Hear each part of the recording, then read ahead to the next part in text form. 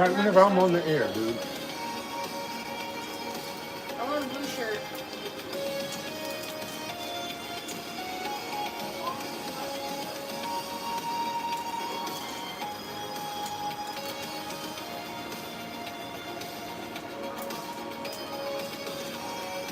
Dad, that's 10-12. That's Allie. It's 10-12. 7 regular. That's 10-12. Well, maybe y'all should separate y'all clothes. Nobody separates my clothes with her clothes. Well, that should happen more often. All right, let's see. Hey, kitten, what's happening?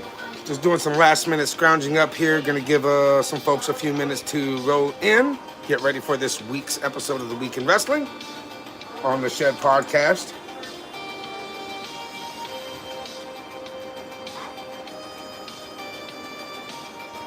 A lot of great things happened over the week in professional wrestling. I did a bit of a live on TikTok, trying to cover my bases for Monday Night Raw, NXT, SmackDown, a little bit of AEW Dynamite. Thank you.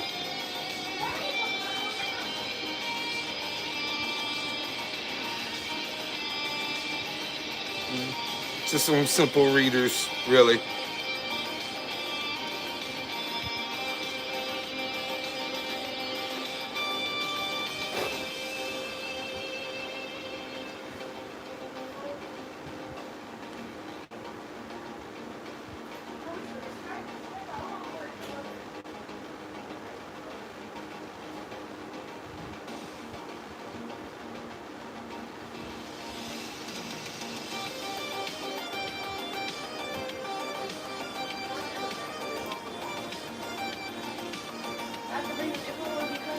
Getting stuck. Where?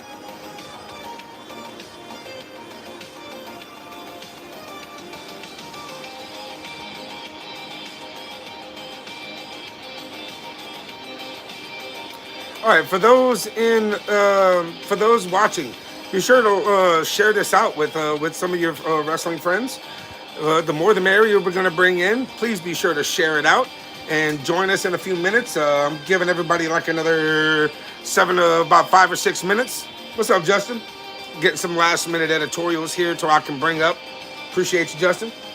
And for everybody else who's in here, be sure to share this out on all social media platforms.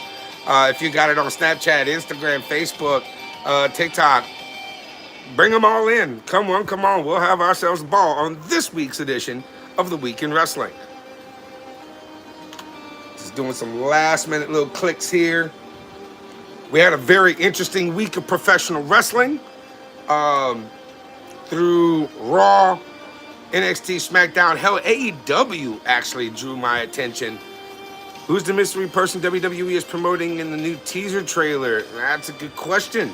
It's a good question. That new teaser trailer, that's going to be interesting to find out. And I'll see what I can do. Caliber, what's happening? Welcome in.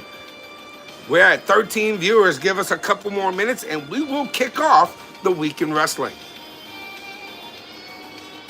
Just a couple more minutes, guys. Dude, if it is Jericho, I mean, yeah, it's looking mighty. It's pushing toward that direction. I mean, but there was people saying that I appreciate the subscription. Thank you. Like, share, subscribe. As a heads up, I will not be with the boys for Saturday Night Main Event coming up November 1st. Your boy, yours truly, Just Built Different Cody Hawkinz is scheduled to wrestle in Port Neches, Texas for Southern Stars Wrestling. Also, November 22nd, I will be in Livingston, Texas for Action Pack Wrestling. And then December 13th, unfortunately, I will not be able to make it with the guys for that Saturday Night Main Event. I know that is John Cena's very last match of his career. It breaks my heart that I can't be in the studio with you guys, but your boy's going back to Port Neches, Texas for Southern Star Wrestling. It's going to be their last show of the year. Y'all not going to do Saturday Night Main Event, the last one on December 13th? No? I'm about to say, y'all better. That's Cena's last match. I mean, I'll join y'all if y'all want to do like the Discord and run it live to where I can sit with y'all Brother, that's the wrestling business. I'm sorry, man. I love you guys. But, hey, the wrestling business is the wrestling business. Hey, cards subject to change. It happens, my man. But I will be there for Survivor Series. Okay, y'all not doing the Saturday Night Main Event on November 1st. Okay. But I will cover it, which is this Sunday coming up a week from today on the Weekend Wrestling podcast stream brought to you by Little East Creations and the Shed Podcast. We're doing Survivor Series and Saturday Night Main Event in December. Okay, so unfortunately, I'm not going to be able to attend the one December 13th, though. Oh, yeah, I know. I'm trying to save up to get my jersey, dude. Money's been kind of tight, my brother. I appreciate it, though. I thank you for reminding me, because your jersey looks pretty damn clean, dude. I want a jersey like that for real. And also, for that Saturday Night Main Event, that will be the last PLE that we will be giving away the tumblers. We have been doing tumblers for over a year and some change. It's time to switch up the prize for 2026. It could be a throw towel. It could be a shirt. It could be one of our podcast hats. It could be another koozie, a coffee mug, shot glasses. All these little ends that we've been giving out for like WrestleMania, like when we did the gift basket and when we did it for SummerSlam, that is gonna be up to y'all. Really, we're gonna get we'll probably do some voting, and we'll get some insight from you guys, the viewers, all of you wonderful people who are coming out here to watch the shows and to watch our live reactions for the PLEs. It is much appreciated. There's just so much going on right now. But with that being said, I'm going to go ahead and start off the show. Welcome, ladies and gentlemen, to another edition of The Week in Wrestling, brought to you by Little East Creations and the Shed Podcast. I'll be looking at trying to upgrade my systems a little bit to where I can have I have my laptop here. I use that for my notes and a couple of new segments that I like to bring in for the hot button subjects. But I will be upgrading up to a desktop very soon and some really cool webcams. I still have my mic from the first microphone that we were using in the studio at the Shed. So what I'm going to do is I'm going to upgrade the internals, get myself a nice mixing system, and hopefully the Week in Wrestling episodes will have a better presentation than, well, this.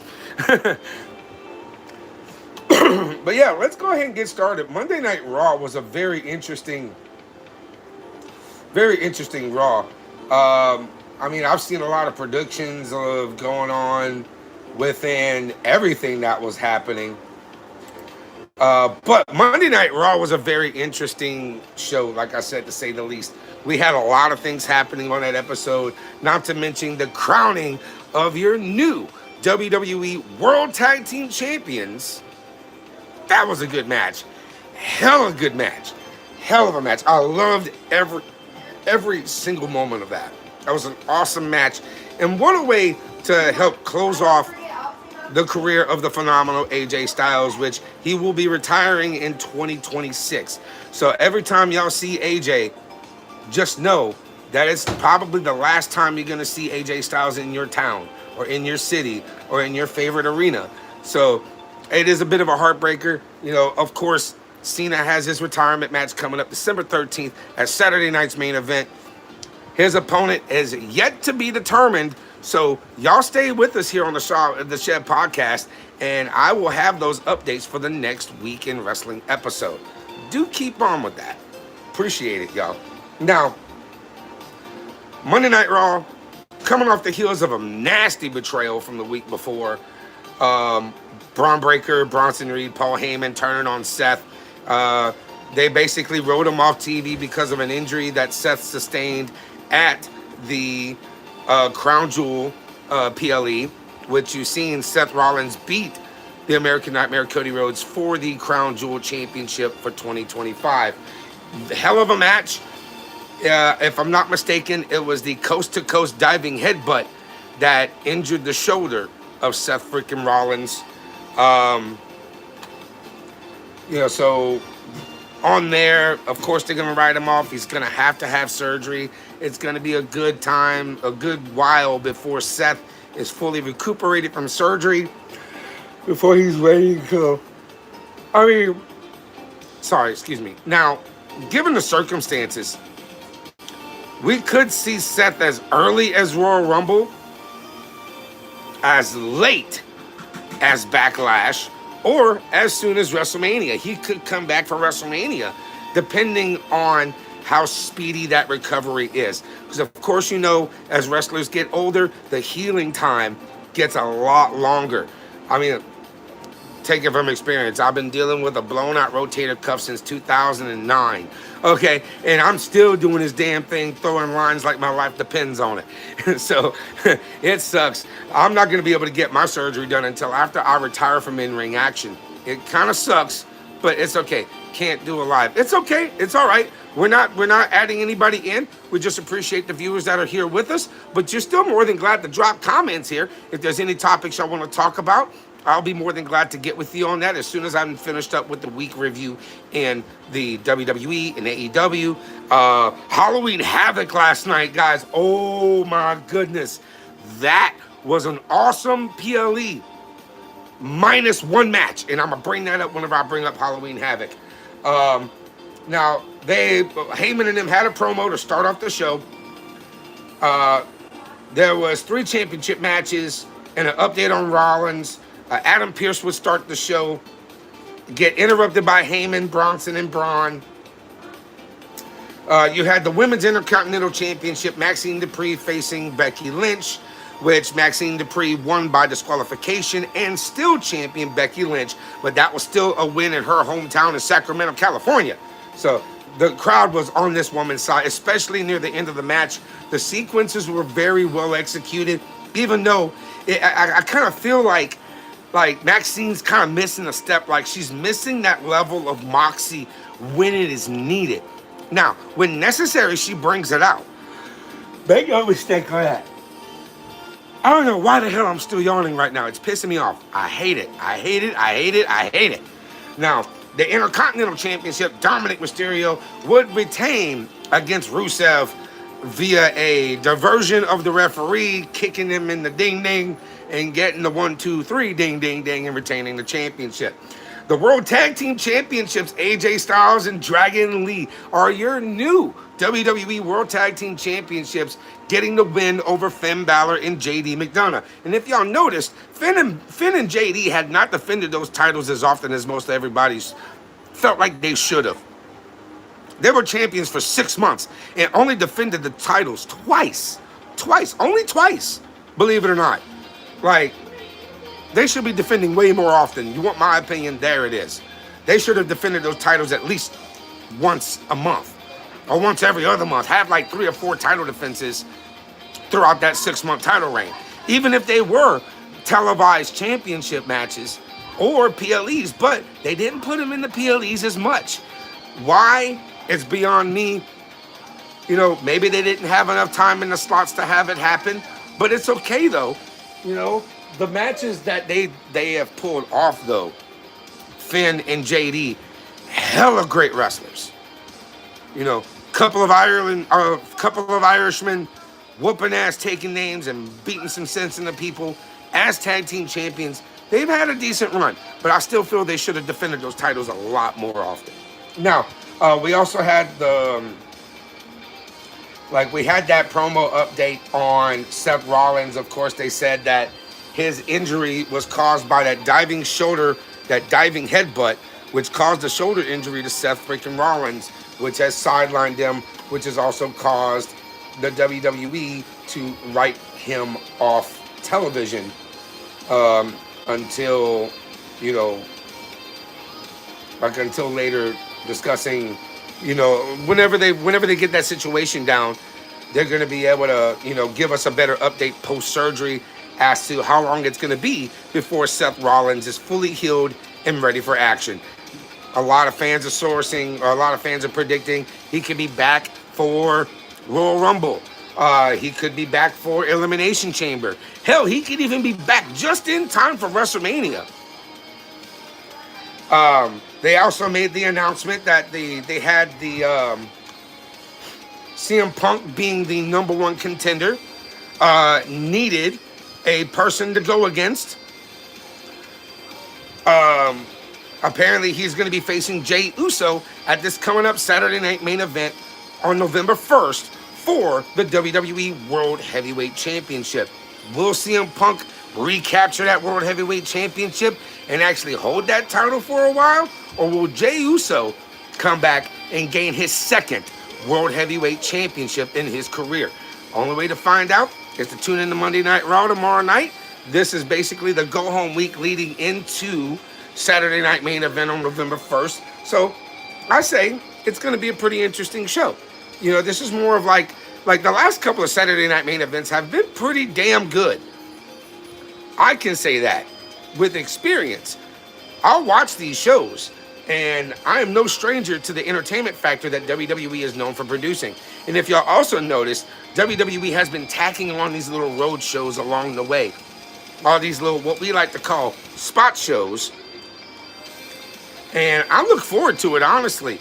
I look forward to seeing a lot more talent making the rounds, especially that undercard talent. You'll have some of your major card guys, but you're also going to get some of that talent from NXT trying to get their paces in the road shows. Gerald, what's happening, buddy?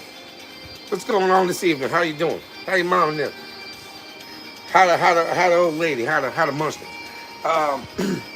Now, when it comes to NXT, NXT was a very solid show. How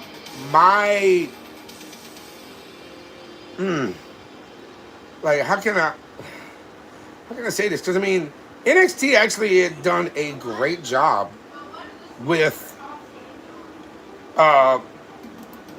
whenever it comes to the NXT before Halloween Havoc. This was a good show, great promo, contract signing, this, that, and the third. Of course, you have the NXT Championship match that happened last night between Absolute Ricky Saints and Trick Williams. There was a lot to be done here. The show started off with Tatum Paxley and her promo getting ready for the NXT Women's Championship. What's up, Trev? Izzy Dame by her side in the promo in the middle of the ring. Very determined, very, very slate-faced in this situation with the culling behind her. She made a promise. Holy common American burger guy. Cool, what's up? What's up, Zymer? Welcome in. Now, making this promise that she will become the new NXT Women's Champion, having that situation there, it was a decent segment considering it was the first time Paxley had a promo like this. With her as the focus. And I really feel like it wasn't bad. It was actually pretty solid. Because not very often you see Tatum Paxley with this much confidence, with this much moxie, and with this much babyface push toward this NXT Women's Championship match that happened last night at Halloween Havoc. It made sense for her to give a pure babyface promo, even when her group is on the heel side. You know, she is the babyface amongst that heel group. And to me, it made more sense than anything. Now, considering with Lyra Valkyria, there was another promo that they did prior to Halloween Havoc, her and Izzy Dame, that basically singled out Lyra Valkyria. It was good. It was a really good little segment there. Then Leon Slater would take on Channing Stacks Lorenzo. Leon Slater defending the the TNA X Division Championship. Slater would defeat Stacks by way of that beautiful Swanton 450. Woo! Woo! That move is fire. Him and Javon Evans are a great pairing. I love to see those two in the ring. But I don't know, man. Halloween Havoc, to start off Halloween Havoc, I'm going to bring that up in a minute. It's who they're paired up against. That's what really got me. Whew.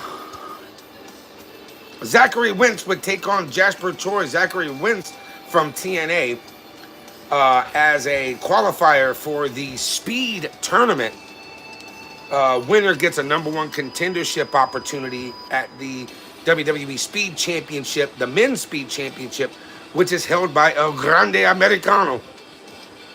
During this match, Los Americanos, Tyler Bate and Pete Dunne, were sitting ringside watching this match, looking as like scouts to let El Grande Americano in on who his potential for #1 contender could be. Jasper Troy would defeat Wentz in a very strong finish, laying out Zachary Wentz to get that 3 fall. Now, a new match was made for Halloween Havoc.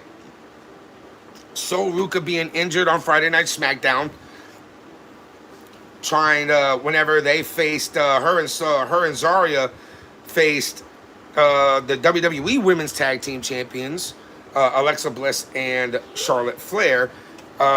Sol and Zarya coming up short. Yeah, Covington, you're not wrong about that. Sol has got something with him. I'll give her that.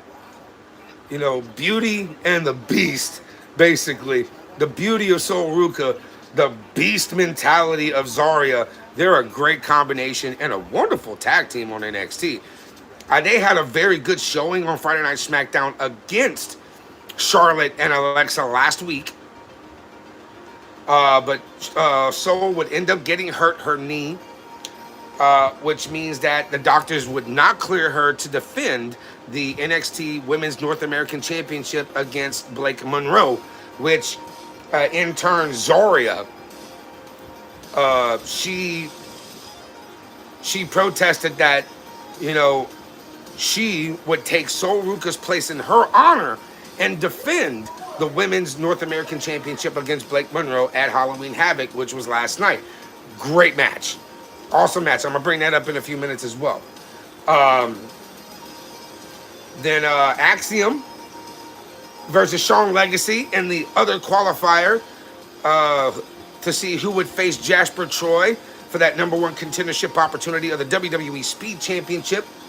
Sean Legacy from Evolve, hell of a talent, dude. That dude is something else. He reminds me of, what's his name? Johnny Cartwheel? Very agile, very nimble, very aerodynamic in his ways. But Axiom would end up getting the win. With 2 seconds left on the clock, Axiom got the pin on Sean Legacy. So this week coming up, Tuesday on NXT, it will be Axiom versus Jasper Troy to determine who will face El Grande Americano for the WWE Speed Championship. Hank and Tank would take on OTM.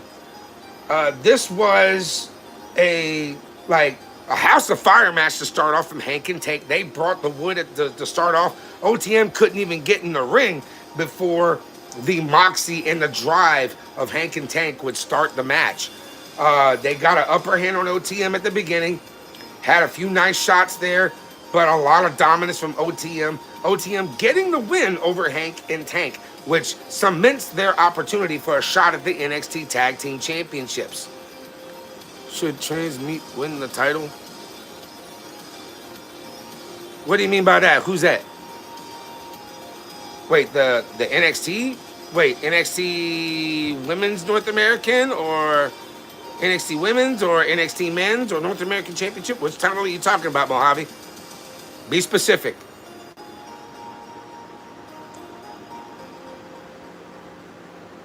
You know, and I noticed one of the nicknames for Hank and Tank were the Belly Bandits. I thought that was great. I like Belly Bandits, yeah. Because, I mean, I got a bit of a gut myself, but I can move. If y'all want to watch some of my matches, check me out at JBD4LYFE. That is JBD4Life on TikTok. I have a few matches and some highlight reels that y'all can check out. Oh, he beat him, huh? Wow. Fucking Yardy. Sorry, pardon my language there. The Culling in the form of Izzy Dame and Tatum Paxley would face Fatal Influence in a tag team match. Last time in action, Paxley would defeat Dame in the Battle Royal the week before, giving Paxley this opportunity for a shot at the NXT Women's Championship against JC Jane. Fatal Influence would get the win over the Culling. Pretty fair matchup, honestly. It was entertaining. They had what they had. they ran with what they could do and made it happen. Then I mean, you also have like the promo of the Hardys moving from the Hardy Boys to the Broken Hardys, transitioning into that alter ego, that inner beast within both of these men to get ready for Halloween Havoc as they defended the NXT Tag Team Championships in a broken rules match, which means there are no rules and the sky is the limit. Now, going on to Friday Night SmackDown, this was a very great match, like very good. To me, it was great. I liked what they had going on. Uh, oof. Now, to see Jade Cargill come back was nice, but if now you see that Jade Cargill is an established heel. Now, Cody Rhodes and Drew McIntyre would have an appearance. They would cut promo. Kiana James would take on WWE Women's Champion Tiffany Stratton. Ilya Dragunov defending the United States Championship in an open challenge. And then the MFTs versus Rey Fenix and Shinsuke Nakamura. This right here, the SmackDown started off with the promo with Cody and Drew. This was similar to the interaction Drew and Cody had last week in a lot of ways. Adding Jimmy to the mix helped, but not much. They actually did pretty well getting the crowd pumped up for this Saturday night main event and for Friday Night SmackDown Friday night. Cody did make a reference to Dustin Rhodes, but didn't outright mention him. Of course, you know, a little subliminal plug in there. And you can see Drew watching Cody backstage from far away and some of the segment that he had backstage in the interview. Rey Fenix and Shinsuke Nakamura would open up as the first match versus the MFTs, which was Tama Tonga and JC Mateo in representing the MFTs. Babyfaces had the upper hand as the show came back from first break. But during the picture-in-picture portion, the MFTs took control and isolated Phoenix. Great job by the heels. Pace picked up in the second half, made it a lot more exciting to watch.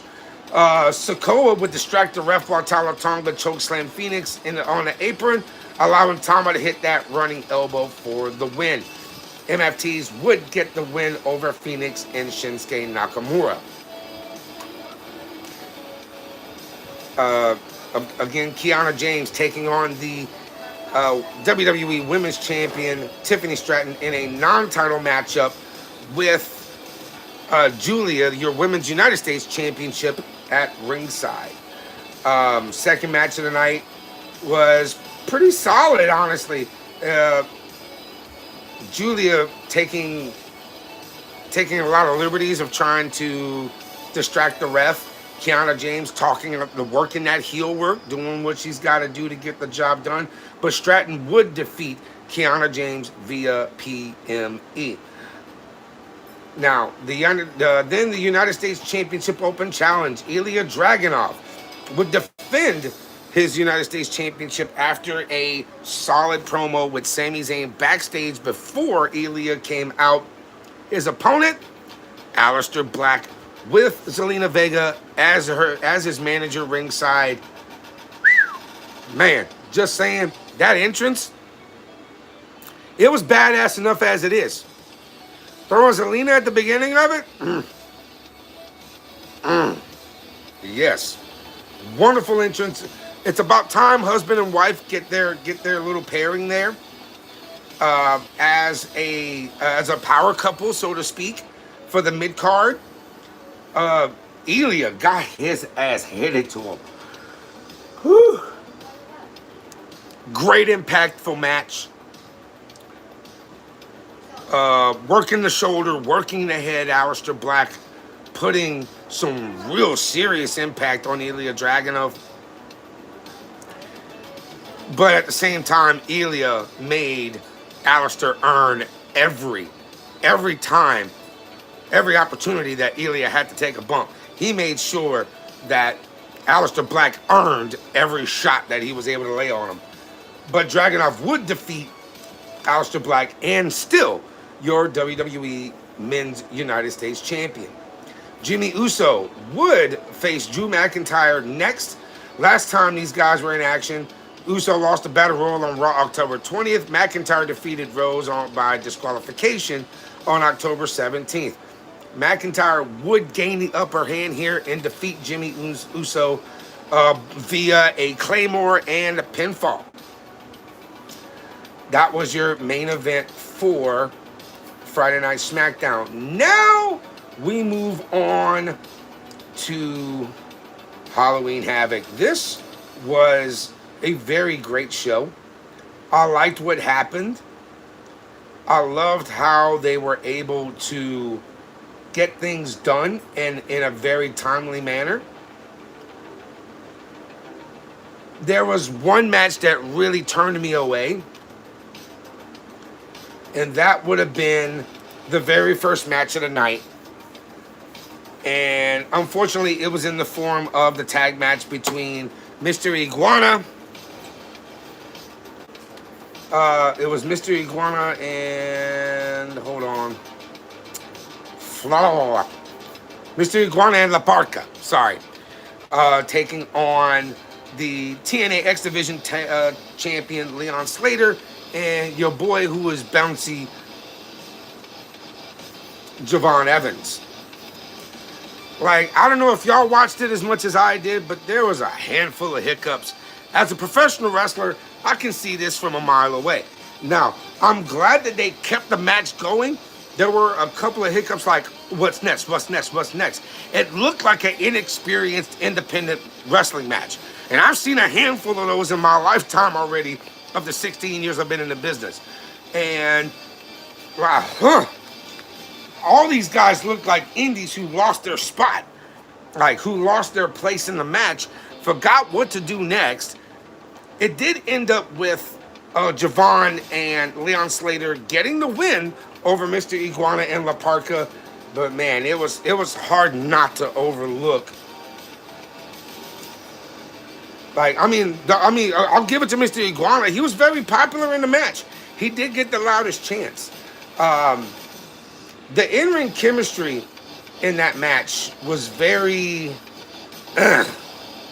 Some of the springboard spots were a little inaccurate, especially that double plancha. Like Iguana did the springboard off one rope, and Javon, and they both missed each other like this. I was like, what on God's green earth did I just see?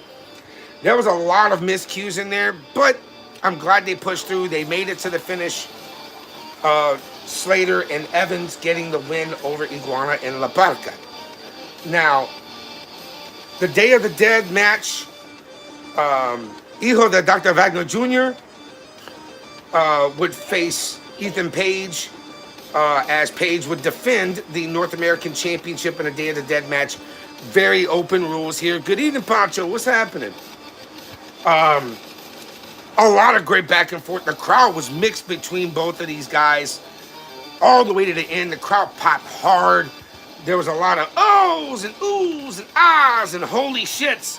But at the end of it all, Ethan Page would win and retain via pinfall the North American Championship. Now, Vic Joseph noted that Ethan Page has been champion for 150 days with like 7 or 8 title defenses.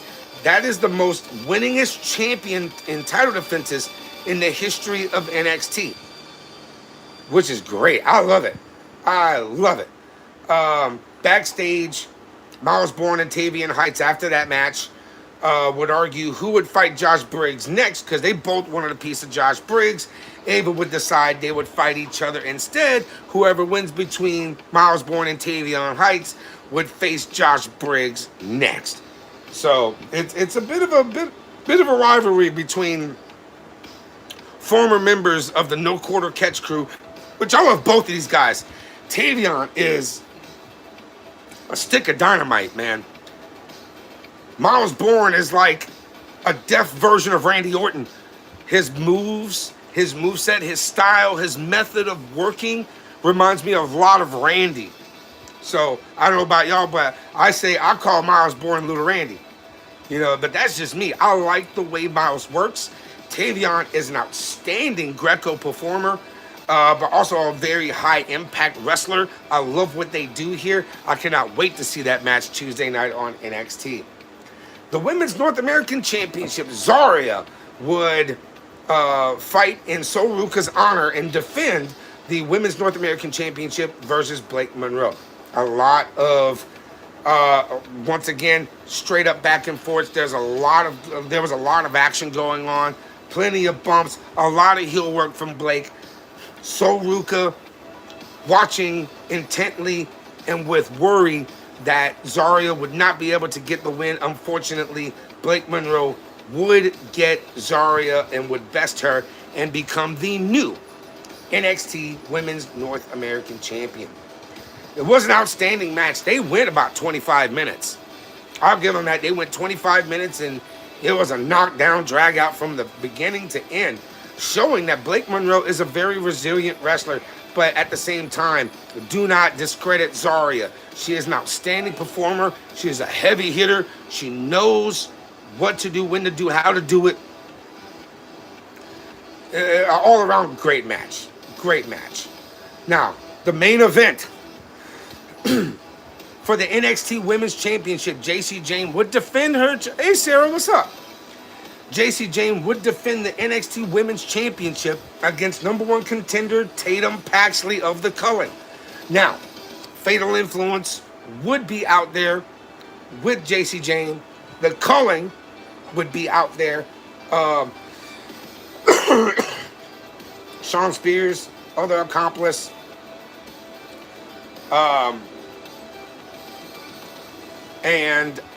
Dadgummit. Izzy Dame. I'm losing names here. But this match, I was thoroughly impressed. I watched this piece by piece. I broke it down from beginning to end. And my honest opinion on this, hands down, the best NXT Women's Championship match that I have watched all year. All year. I cannot complain about this. Tatum Paxley won clean, even though Izzy Dane was trying to distract, because at first, there was a whole lot of commotion happening. Sean Spears would put Tatum Paxley's foot on the rope because her foot was near the rope during a 3 count. Breaking the pin, breaking the 3 count. Fatal Influence would come around and cause a big ruckus outside the ring. They would do splashes on the 2 men of the Culling. Referee had enough, ejected both the Culling and the other 2 members of Fatal Influence to the back, which means it was truly a one-on-one match between Tatum Paxley and Jacy Jayne. Hella good work from these 2 women. Hella good work. One of the best NXT women's title matches I have watched this year. And that is a very hard take. One of the best. I can name 3 matches that have been better, like that are in that realm of being the best NXT women's matches, NXT championship matches of this year.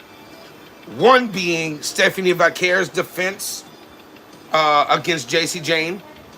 And also Stephanie Vaquer's defense, her title win when she beat Jacy Jayne for that championship. No, not Jacy Jayne. Tiffany Stratton. Tiffany Stratton losing the NXT Women's Championship, which put Tiffany Stratton on the main card for Friday Night SmackDown. This was an amazing pay-per-view, minus that curtain jerk match. I cannot stress that enough. But leading to the end of this match, the Culling would come back out, and being the motivation, that last-minute distraction to the referee, then Fatal Influence would come out and jump and put both the men from the Culling in a chokehold, which gave the opening for Izzy Dane to grab the NXT Women's Champion, go behind the ref as Tatum Paxley was getting up. It was looking like Tatum Paxley was going to get hit by Izzy Dane with that NXT Women's Championship. It charged Izzy Tatum ducks. JC Jane strikes Izzy Dame, gets her out of the ring, which that distracts JC Jane into Tatum Paxley, hitting her with the graveyard shift, that graveyard drive. And now your new NXT Women's Champion, Tatum Paxley. And she won clean. That's the thing I stress the most in here, because she is the babyface amongst a heel faction like the Culling. It was an awesome match. Like, for me with this right here, I'm going to give this show, minus the curtain jerk, I will give it a 4.5 out of 5. If you put the first match into it, it drops it to a 4. It drops it to a 4. Hell, it might even drop it to a 3.5. Because that first match, I'm sorry, I was sitting there scratching my head watching well over half of it. Hello, Xerox123. Thank you for joining us for this episode. Hannah, what's up? Welcome in. Look, I am astounded at the rate things are going in the world of professional wrestling. Also, well, actually, your main to close off NXT Havoc was Ricky Saints defending the NXT Championship against #1 contender Trick Williams. This was it was really rough at the beginning because Trick was trying to get an advantage on Ricky Saints, trying to put him through that announcer table, and it ended up being almost the last thing that Ricky Saints was put through before the go-home finish happened. You know, Ricky would fight from underneath the baby face that he is, and that's my brother from my home state here in Louisiana, from the great city of New Orleans, the Crescent City baby boy, Ricky Saints defeating Trick Williams to be still your NXT champion. Now, moving forward, going into this go-home week, leading into Saturday night's main event, I am ready for this. I am so ready for this. Because Monday Night Raw is going to be a very interesting show, because you're leading into a Saturday night main event. Hopefully the build is proper. I was going through a lot of things, looking at different... Oh, yeah, that cryptic walking teaser from... There was a teaser this past evening, like this evening that happened.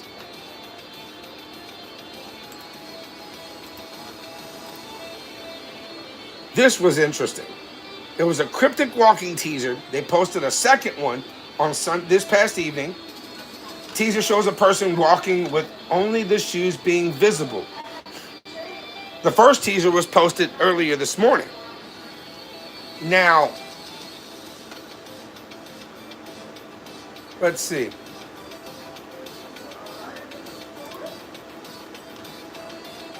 Let's have a listen.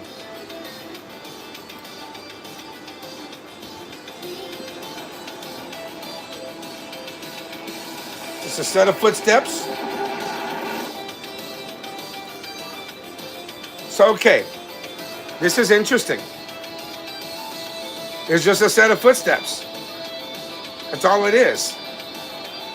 My buddy Justin here, our producer for the Shed podcast, if you look further up the chat here, further at the beginning of the chat, you've seen him predicting Chris Jericho. Chris Jericho is a very hard, a very hard maybe. Because it was said that Chris Jericho was probably not going to be allowed back in the WWE after leaving the way he did to go to AEW. He has been in AEW the last 5-6 years since the Federation started up. He had left WWE. He went to New Japan for a minute. The pain maker or painkiller, Chris Jericho, that stuff.